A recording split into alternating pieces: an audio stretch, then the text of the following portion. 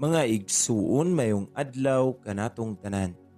Karon adlaw na usab nga Martes, Itsa utso sa bulan sa Agosto sa tuig 2023. Ug karon mga igsuon aniya na kita sa ikanapulog walo nga semana sulod sa tuig.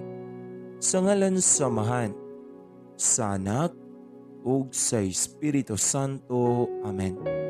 Ang Ebanghelyo kinutlo gikan sa basahon sumala ni San Mateo, Kapitulo 14, versikulo 22 ngadto sa 36. Unya gipasakay na Jesus ang mga tinun-an sa sakayan o gipauna niya ngadto sa tabok sa lanaw o iyang gipalakaw ang mga tao. Tapos niya palakta ang mga tao, mitunga siya nga nag-inusara sa usa ka bungtod aron pag-ampo. Ug sa pagkagabi na, si Jesus nag-inusara dito.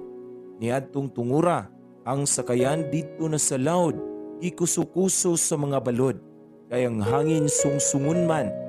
Sa may mga alas 3 na sa kadlawon, si Jesus miadto kanila nga naglakaw sa tubig. Sa pagkakita sa mga tinun-an kaniya nga naglakaw sa tubig, nga hadlok sila pag-ayo. Anaay multo, miingon sila. Og nanyagit sila sa kalisang. Si Jesus mingon kanila, ayaw kamo kahadlok, ako kini.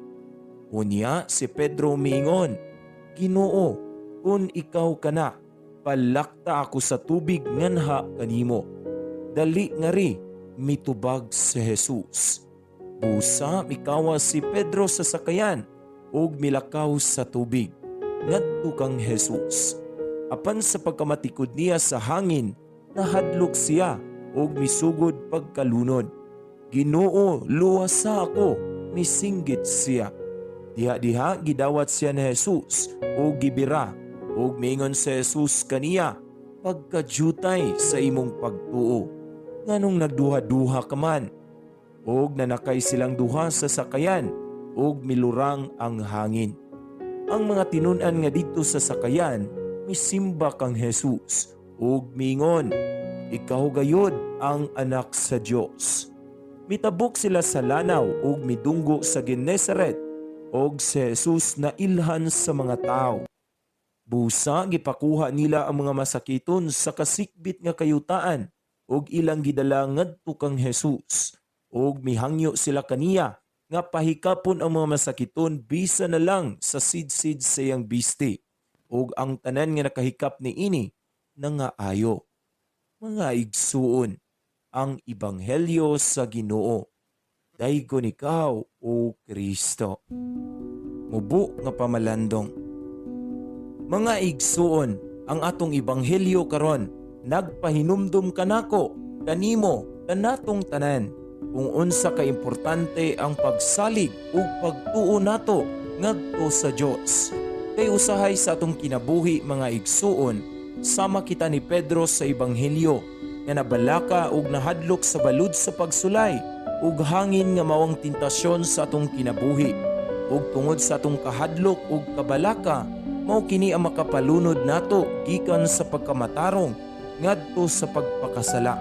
Tungod sa atong kakulangan sa pagtuo ug pagsalig sa Dios.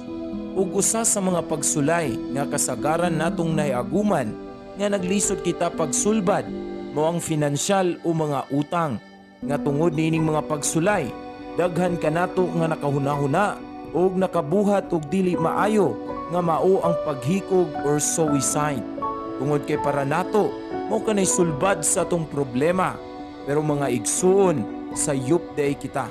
Kaya ang Ginoo andam day kanunay sa pagdawat sa atong mga kamot para mahawas kita sa pagkalunod ni anang mga pagsulaya. Kung kita andam lang usab sa pagpangayo ug tabang sa Ginoo.